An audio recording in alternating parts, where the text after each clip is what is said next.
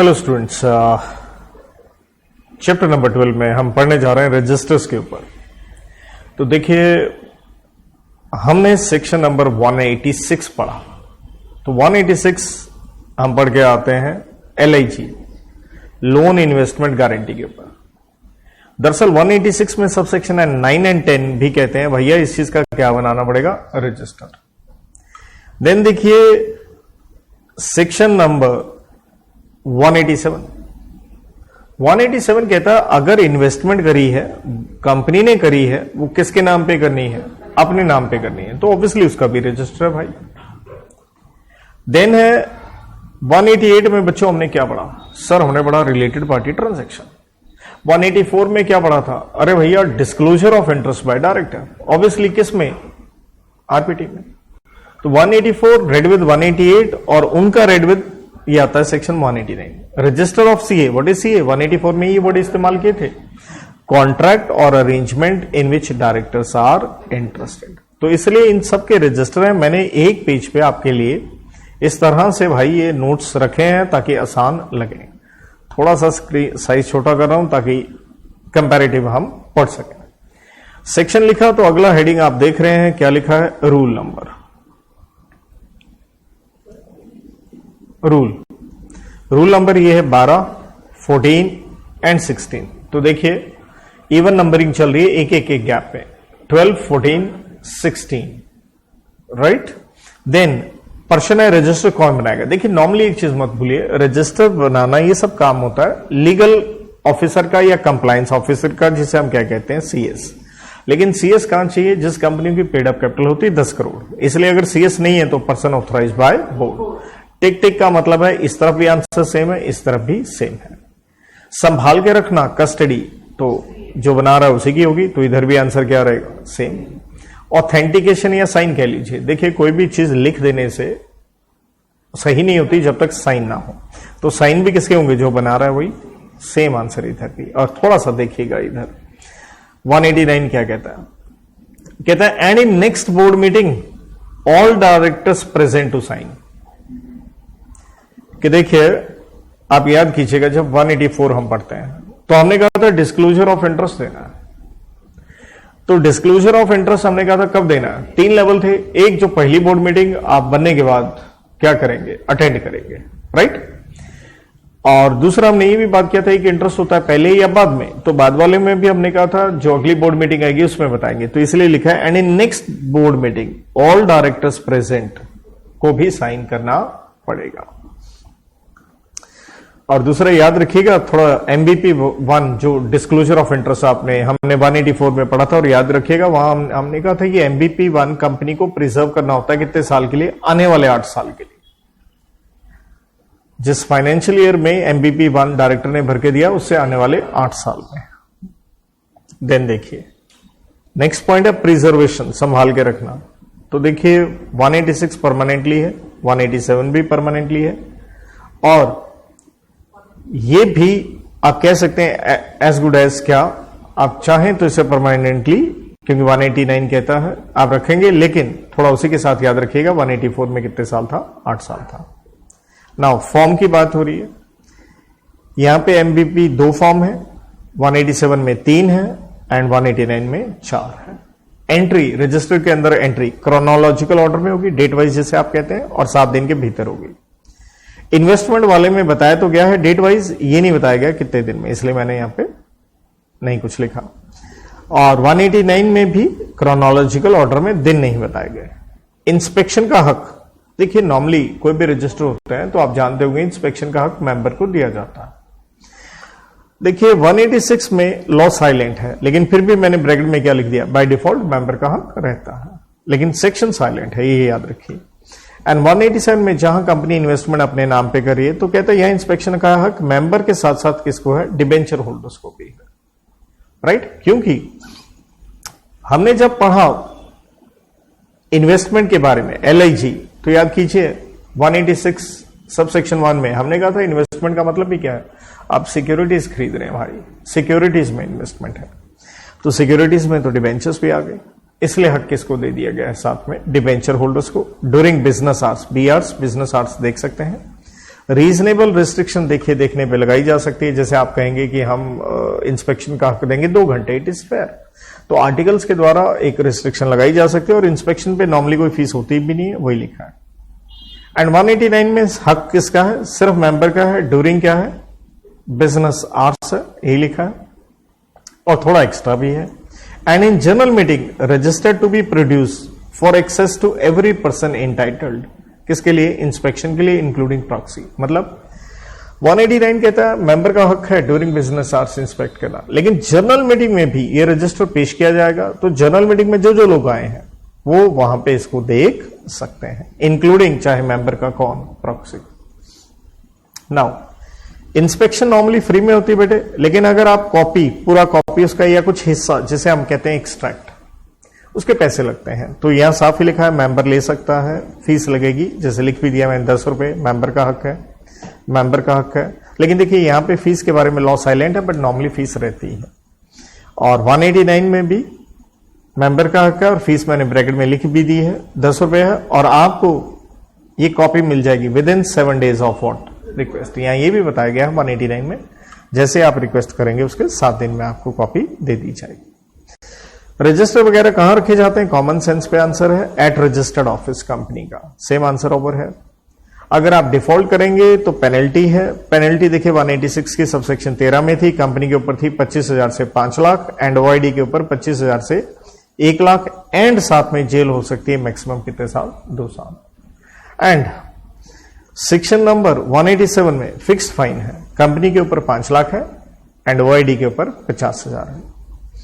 और 189 में डायरेक्टर के ऊपर पेनल्टी है, क्योंकि उसको अपना इंटरेस्ट डिस्क्लोज करना था, इसलिए ध्यान दीजिएगा शब्द क्या है बेटा, शब्द है यहां पे the penalty is on director. तो डायरेक्टर वर्ड यह ध्यान रखिएगा 25,000 पे, क्योंकि उसकी ड्यूटी थी डिस्क्लोजर की। तो ये इस तरह से मैंने तीनों को कंपैरेटिव कर दिया, आपके लिए आसान रहे। अब थोड़ा थोड़ा कुछ एक्स्ट्रा पॉइंट कह सकते हैं, जैसे ये हेडिंग भी डाल दिया, चलिए कंटेंट्स कह लीजिए।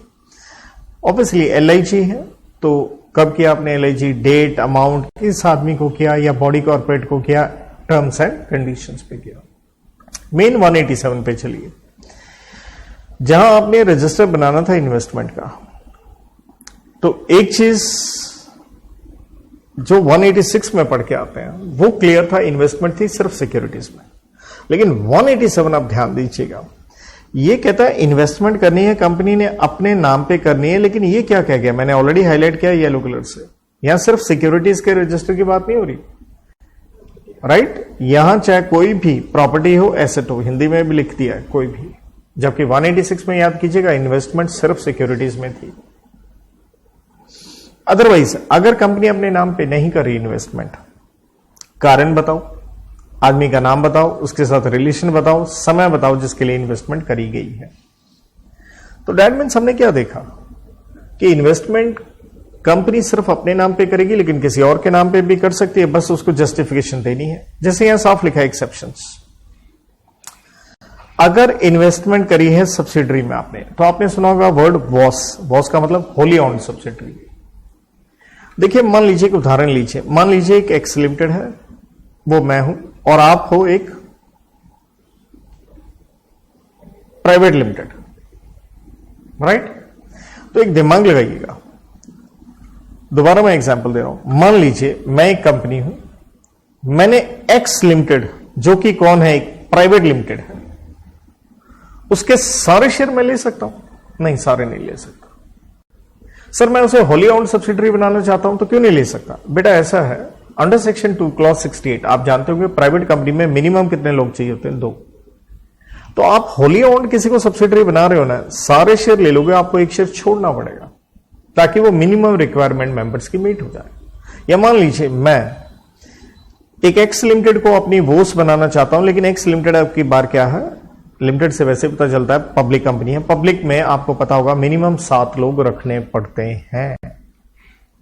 एग्जैक्टली कहूं तो सेक्शन नंबर 3 के अंदर डेफिनेशन आती है प्राइवेट कंपनी की, सेक्शन 2 क्लॉज 68, पब्लिक की 2 क्लॉज 71, प्राइवेट कंपनी का 68, पब्लिक कंपनी का 71। लेकिन मिनिमम मेंबर्स अगर मैं कहूं, सेक्शन 3 कहता है इतने रखने पड़ते हैं, 7।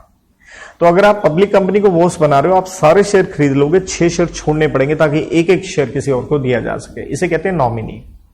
तो अब मैं एज ए कंपनी क्लियर हूं 100% शेयर लेने, लेकिन मुझे कुछ शेयर छोड़ने पड़ेंगे, मिनिमम रिक्वायरमेंट मीट की जाए।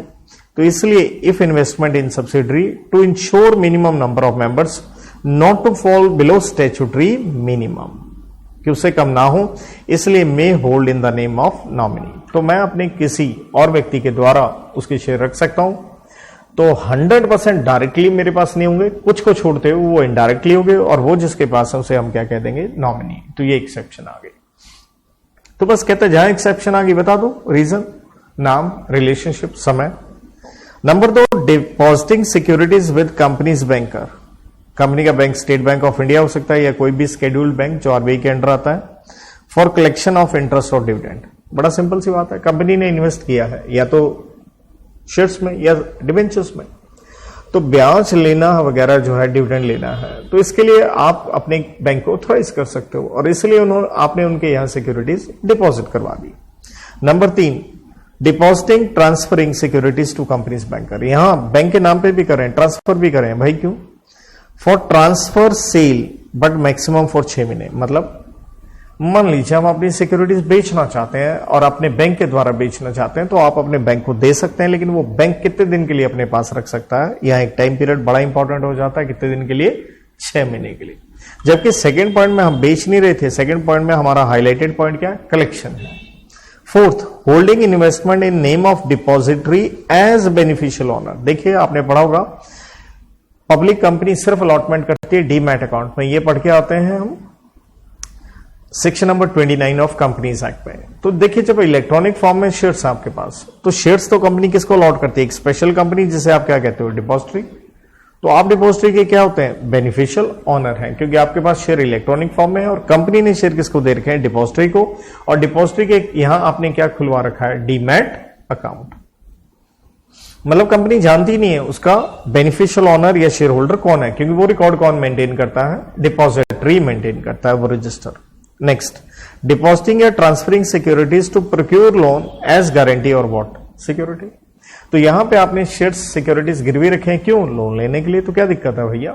फिर तो इन्वेस्टमेंट किसमें नहीं हो सकती? खुद के नाम पे, right? Then going to section 189, उसका लास्ट पॉइंट क्या है? कहता है interest of director and KMP. देखिए केएमपी वर्ड भी आ गया, कहां पे? 189 में। जबकि 184 में प्लीज ध्यान दीजिएगा, वहां पे हम किसकी बात करते थे? डायरेक्टर की। कहता है इंटरेस्ट का डिस्क्लोजर देना है director and KMP as to section 184 2, जहां हम कहते थे डिस्क्लोजर की बात। और याद कीजिए हम वहां 2 कैटेगरी में आंसर पढ़ के आते थे कि डायरेक्टर ऑफ कंपनी किसी बॉडी कॉर्पोरेट में उसके पास मोर देन 2% शेयर्स हैं किसी और डायरेक्टर के साथ, या मैंने कोड की दी थी पीएमओ, वो वहां पे प्रमोटर है, मैनेजर है या सीईओ है। और बाकी एंटिटी में हमने कहा था वो डायरेक्टर वहां पे क्या है? पीएमओ, या तो पार्टनर है, फर्म है, मेंबर है, अगर कोई बॉडी ऑफ इंडिविजुअल वगैरह है, या फिर ओ से हमने कहा था ऑनर है, सोल प्रोप्राइटर में। और 188 ऑब्वियसली साथ में आ गया। तो कहता है ये जो भी इंटरेस्ट है उसका आपने डिस्क्लोजर देना है, तो ये करना है with in 30 days of appointment या रेलिंक्विशमेंट टू इन्फॉर्म कंपनी। मतलब जैसे आपका इंटरेस्ट क्रिएट हुआ 30 दिन में बताओ ताकि रजिस्टर में एंट्री हो, या आपका इंटरेस्ट नहीं रहा, रेलिंक्विशमेंट मींस खत्म हो गया, तो भी बताओ आप। But not if paid up capital 2% with other directors. ये तो हमने 184(2) में पढ़ ही लिया था कि आपको कोई डिस्क्लोजर की जरूरत ही नहीं है कि 2% तक आपका इंटरेस्ट रहता है। Particulars of company, body corporate, firm, AOI, other entity, ये 184(2) में पढ़ा था, उसके बारे में आपने सब कुछ बताना है, जहां पे आप क्या हो, पीएमओ वगैरह जो भी हो। एक्सेप्शन, जिसका मतलब हो गया अगेन हमें कोई रजिस्टर बनाने की जरूरत नहीं है।